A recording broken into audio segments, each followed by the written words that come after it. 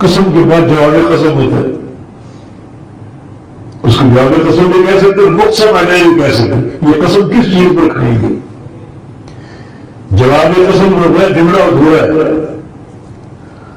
آپ کہتے ہیں اللہ کی قسم، اللہ کی قسم، اللہ کی قسم.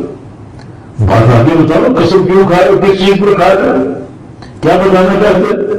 جب تک وہ بات نہیں بتاؤ گے جملہ ناقص ہے.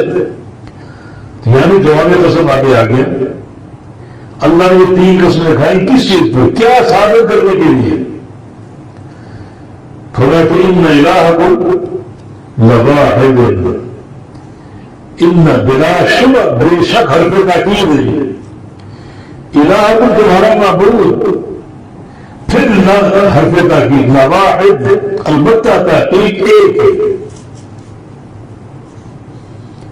تمہارا معبود بلا شبہ البتہ تحقیق ایک ہے، صرف ایک ہے. حضرت کثیر رحمۃ اللہ نے اس کا ترجمہ کیا لا الہ الا اللہ.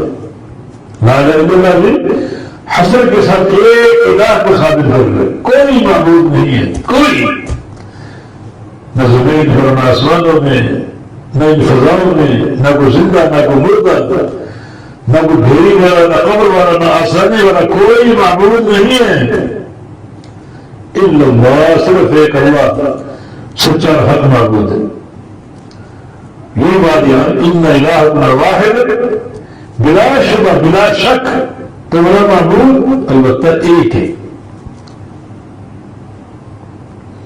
وہ معبود کیوں ہے، اس کی عبادت کیوں کریں؟ آگے اس کی دلیل ہے رب السماوات والارض، وہ رب ہے آسمانوں اور زمینوں کا. آسمانوں اور زمینوں کا خالق وہ ہے، وما بینہما، اور ان دونوں کے درمیان جو کچھ ساری مخلوقات کو وہ خالق ہے. اور جو خالق ہوتا ہے وہی معبود ہوتا ہے. اللہ نے قرآن میں چیلنج کیا ہے کہ جن جن کو تم پکارتے ہو ارونی ماذا خلقتم، دکھاؤ انہوں نے کیا بنایا، کیا پیدا کیا. کچھ نہیں، بتاؤ کوئی جگہ دکھا دو، کوئی اناج کا دانہ دکھا دو.